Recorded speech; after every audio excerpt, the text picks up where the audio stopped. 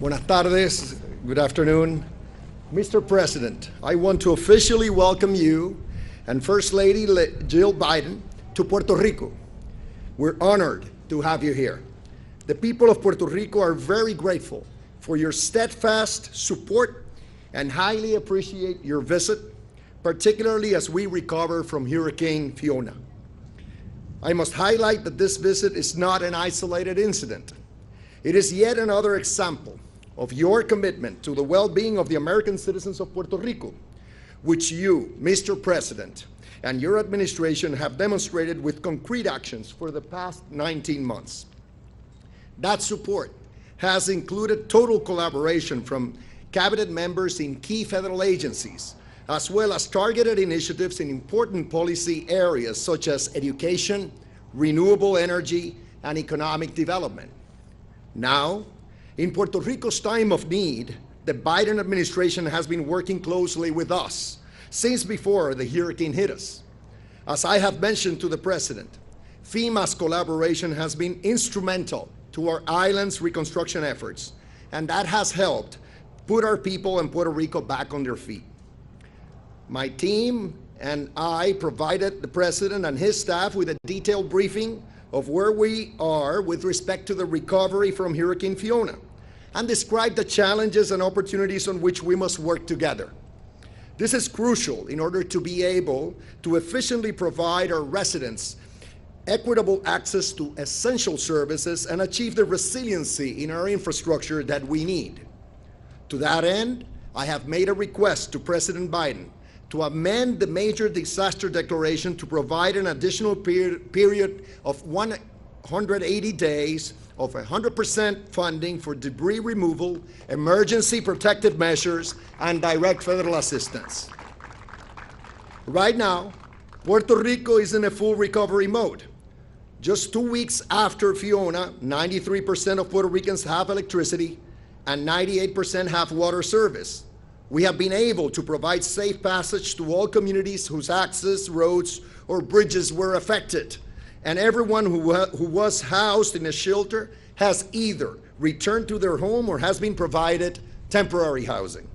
All 78 Puerto Rican municipalities were included in the major disaster declaration, and more than 800,000 residents of Puerto Rico have registered with FEMA to claim individual assistance.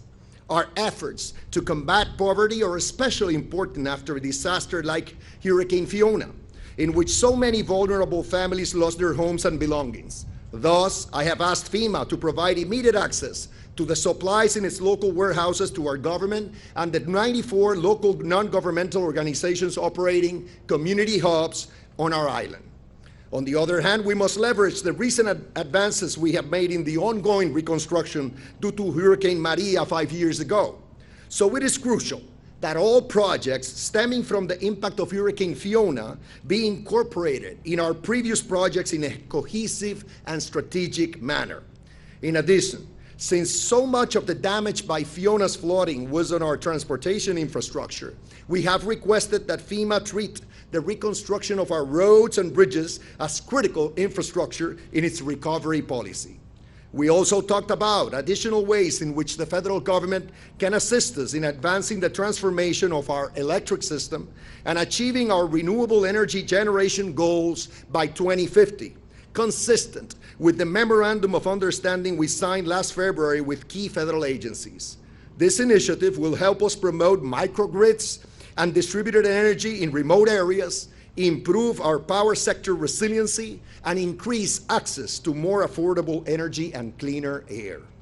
Finally, we spoke of the need to prioritize U.S. Army Corps of Engineers flood control projects to mitigate further damages from potential additional storms. The Corps' ongoing or potential projects cover areas that suffered damages during Hurricane Fiona, such as the areas surrounding Rio La Plata, Rio Puerto Nuevo, Rio Grande de Arecibo, Rio Nigua, Rio Guanajibo, and Rio Inabon here in Ponce. Other areas we must prioritize are aid to our farmers, climate change mitigation initiatives like coastal erosion and coral restoration projects, and adequate funding for our healthcare programs. In short, my asks to you, Mr. President, are straightforward. We want to be treated in the same way as our fellow Americans in the States in times of need. All American citizens, regardless of where they live in the United States, should receive the same support from the federal government. We're confident that the President will heed our call for equal treatment because that is consistent with his priorities and his policies. Again, I want to thank President Biden and the First Lady for their visit and for his administration's support for Puerto Rico's recovery. Thank you.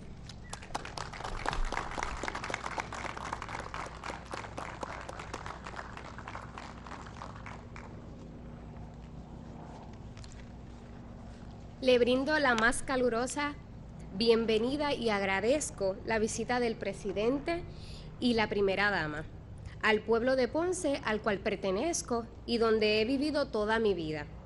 Me presento, mi nombre es Maritzaida Pacheco Cosme y trabajo en los centros Sorisolina Ferre, en la playa de Ponce. Los centros fueron fundados por Sorisolina Ferre, una mujer misionera cuyo legado fue de amor y servicio, el cual nosotros tratamos de honrar con nuestro trabajo y dedicación. Nuestras comunidades y Puerto Rico atravesaron un sinfín de atropellos. María fue devastador. Quisimos renacer. Luego de eso fuimos atropellados por temblores, pandemias y recientemente el huracán Fiona. No hemos podido recuperarnos del todo. María fue horrible, perdimos algunos incluso hasta familiares. Fui de esas familias que tuvieron que refugiarse en Estados Unidos para poder regalarle a mi familia una estabilidad.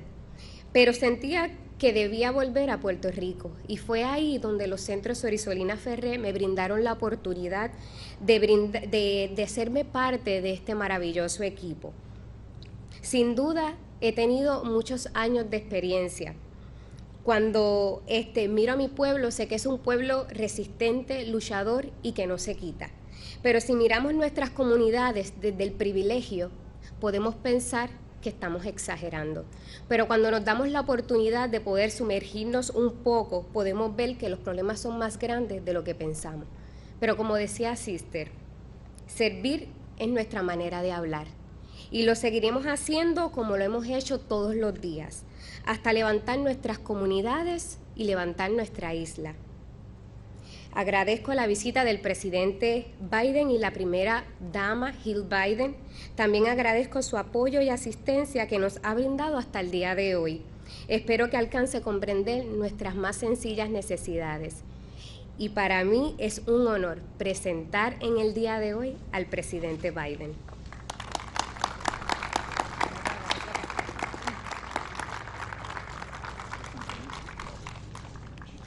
I would like to extend our warmest welcome and express our appreciation to the President and the First Lady for their visit to the municipality of Ponce, which is where I am from and where I have lived my entire life. Allow me to introduce myself. I am Maritzaida Pacheco Cosme, and I work at Centro Sorisolina Ferre, located in La Playa de Ponce. The centers were founded by Sister Isolina Ferre, a missionary woman whose legacy of love and service we try to honor with our work and dedication. Our communities and Puerto Rico have experienced countless hardships. Hurricane Maria was devastating. We wanted to recover and rebuild. After that, we were struck hard by earthquakes, the pandemic, and most recently by Hurricane Fiona. We have not been able to fully recover. Hurricane Maria was terrible. We lost everything, and some people even lost family members. Mine was one of the families that had to seek refuge in the mainland with the purpose of bringing stability to our families. But something told me that I had to come back to Puerto Rico. And it was then that the Centro Sorisolina Ferre gave me the opportunity to become part of this amazing team. I have learned a lot during these years. There is no doubt we are a resilient and hardworking people. When one looks at our communities from the standpoint of privilege, it all sounds like an exaggeration. But when you dive deeper into them, you realize that the problems are much greater than one thinks. But as Sister said, serving is our way of talking. And that is how we will continue to do what we do every day until we lift up our communities and our island of Puerto Rico. I want to thank President Biden and First Lady Jill Biden for their visit. I am also grateful for the support and assistance that they have provided so far. I hope they are able to understand our most basic needs. And I am deeply honored today to be able to introduce President Joe Biden. Thank you.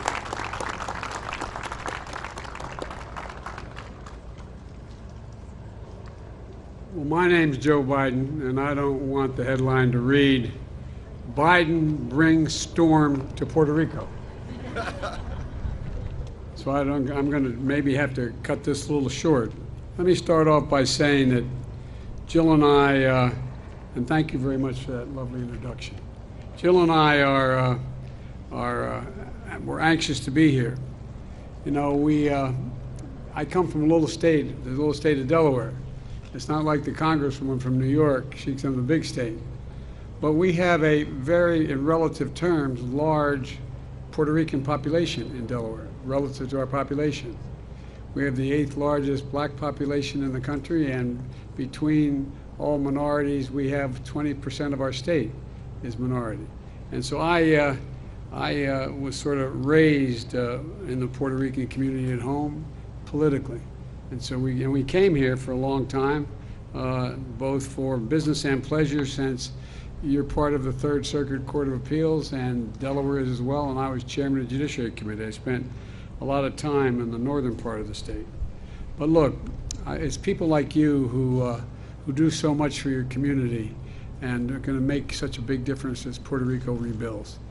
Thank you, Governor, for your partnership as we work together to help rebuild Puerto Rico. And I mean rebuild it all, and rebuild it in a resilient way. So you don't, when storms come again, which they will, they're not having the damage they caused before.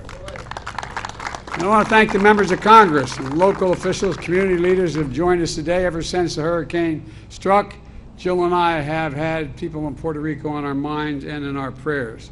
We came here in person to show that we're with you. All of America is with you as you receive and recover and rebuild. I'm confident we're going to be able to do all you want, Governor, and I'm committed to this island. Puerto Rico has been through so much in recent years. Hurricane Maria 5 years ago, a 6.4 magnitude earthquake 2 years ago. The folks slept outside for days, worried about their homes would collapse on them if they went in. Then COVID-19, and then Fiona. And yes, Puerto Rico is a strong place, and Puerto Ricans are strong people, but even so, you have had to bear so much and more than need be, and you haven't gotten the help in a timely way. And this latest storm dealt a serious blow to all the hard work that have been done since Maria. Roads and bridges built after Maria have been washed away again. Families who spent their savings to build new homes after losing their last ones have seen them flooded away. Crops decimated, farms destroyed. Here in Ponce and communities nearby have been hit the hardest. And for days, people live without power, without water, some still in that circumstance. No idea when to be back again. And for everyone who survived Maria, Fiona must have been an all too familiar nightmare. You know better than anyone that over time, these losses add up. And so Puerto Ricans have lost loved ones in this storm and in the perilous disasters. And the number can feel abstract sometimes when you hear a number, but every number is a person, every life lived. We read the obituaries and remembrances, and they all feel like people we knew. Doting grandparents, devoted parents, christened children, longtime neighbors, people who cared about their community and made a difference. And they will not be forgotten. And then through these disasters, so many people have been displaced from their homes, lost their jobs and savings, or suffered injuries, often unseen, but many times seen.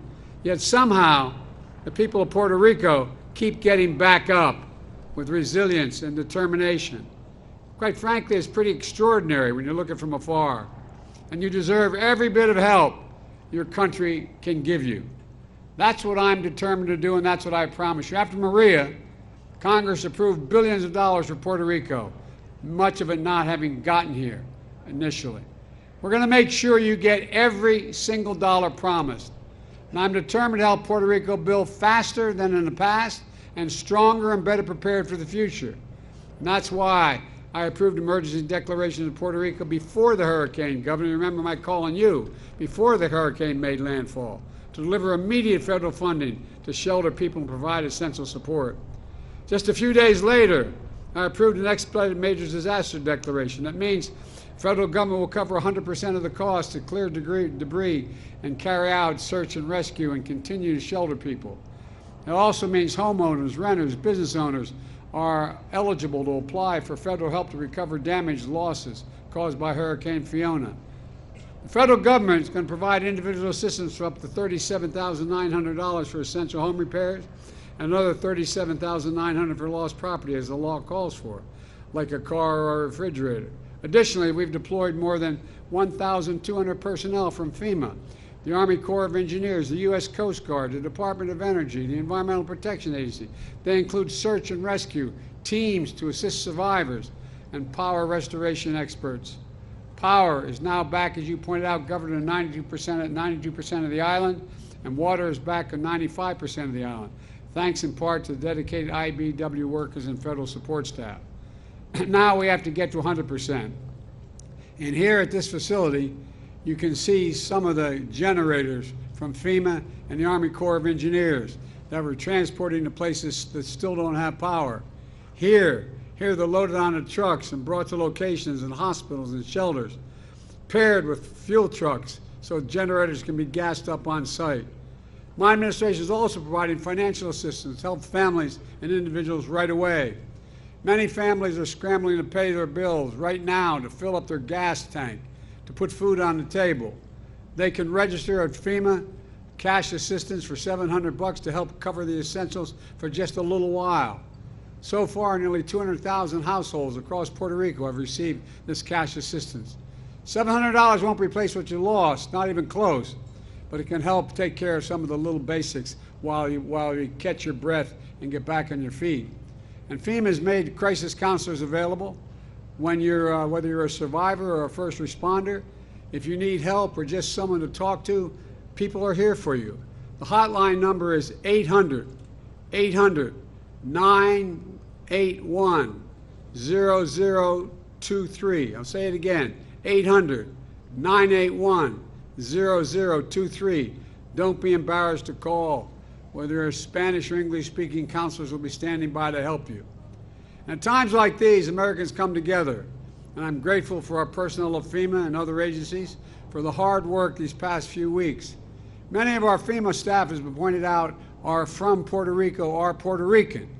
They've been working 24/7 to get help to people across the island, while also scrambling to help their own families and neighbors.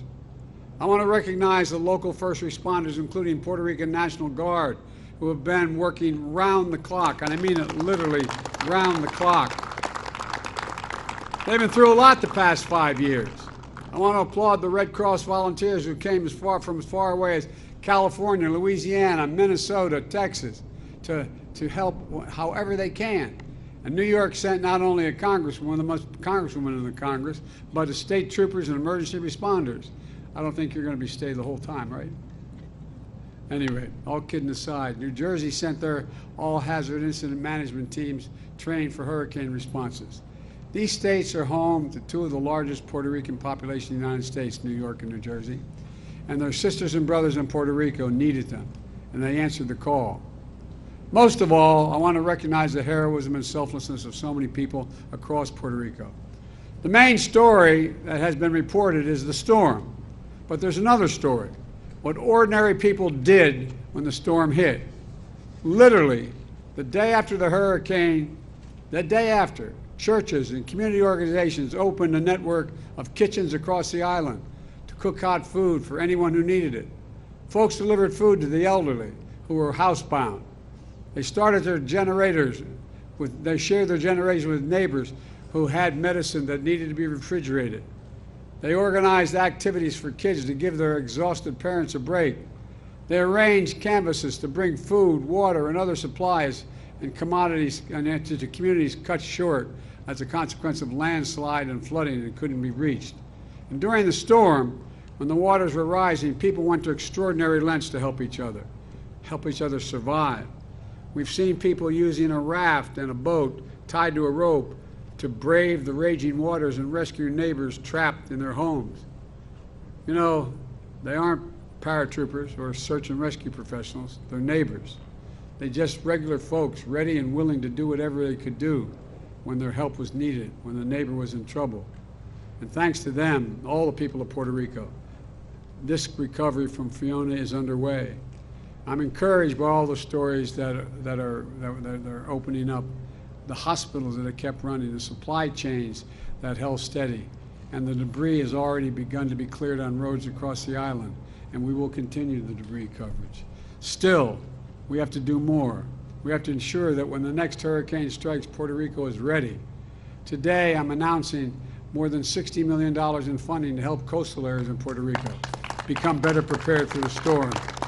For example, we can create a flood warning system to help shore up levees and flood walls. In addition, there's nearly $700 million in infrastructure investments in Puerto Rico that have already been announced since I signed the bipartisan infrastructure law last November. For example, we've awarded $90 million to upgrade PR2 highway, and we've announced $163 million to begin construction on a canal to restore Cano, help me with the pronunciation. Martin Peña, that entire ecosystem. And we're going to clean up polluted waters and restore mitigation mangrove habitats and bring back marine life. And you're going to see investments like these increasing significantly in the months ahead. We're investing in Puerto Rico's roads, bridges, public transit, ports, airports, water safety, and high-speed internet. We know that the climate crisis and more extreme weather are going to continue to hit this island and hit the United States overall. And as we rebuild, we have to ensure that we build it to last. We're particularly focused on the power grid. This year, to date, Puerto Rico has received $4 million to help make the power grid more resilient. That number is going to go up. As we conveyed to the governor, I'm ready to deploy and expedite more resources from the Department of Energy and other federal agencies, not just, I don't usually talk this fast, but it looks like it's moving quickly, to help transform the entire system so the Puerto Rican people can get clean, reliable, affordable power they need, and the power stays in homes and hospitals when storms like Fiona strike.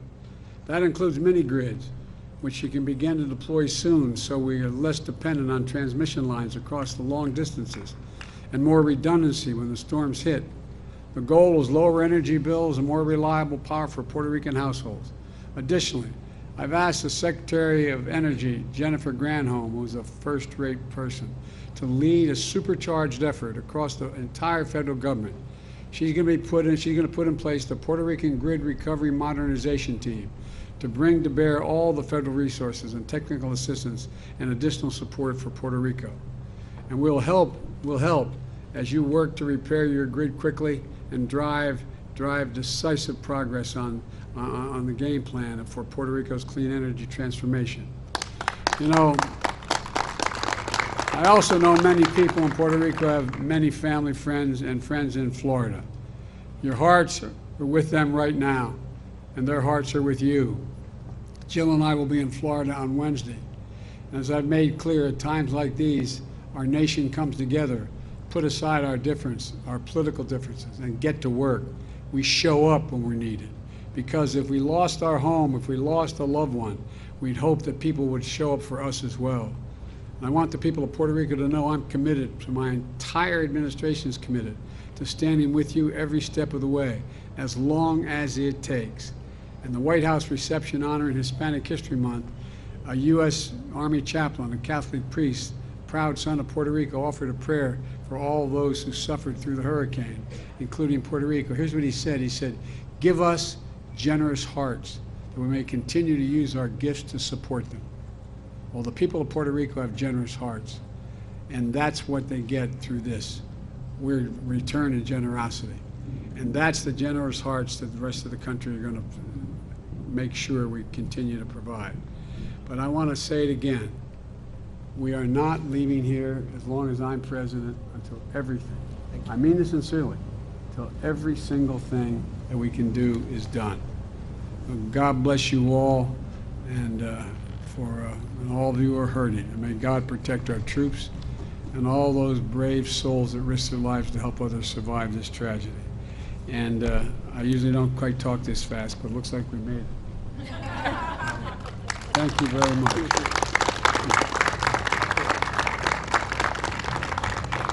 I want to bring up the, do you mind, go? I was up in New York with the mayor and with the governor. And what they wanted to talk to me about, they wanted to talk to me about Puerto Rico. No, remember? We sat there? Yes. Yes. And so it is one of the best congresswomen in the congresspersons in the entire Congress. And she's, were you born here? Yes, I was born here. saw And my it. family, my entire family is here. It's here? All right, I hope I don't 9 get you in brothers trouble and with sisters. 9 brothers and sisters. Well, God bless you. I tell you what, my mother used to think that anybody who had that many children, we only had 4, she'd say, no purgatory for mom, straight to heaven. Thank you. Straight to heaven. Thank you. Anyway. Thank you for being here. Thank you. We love you. Thanks, everybody. We're going to get this done. We really are.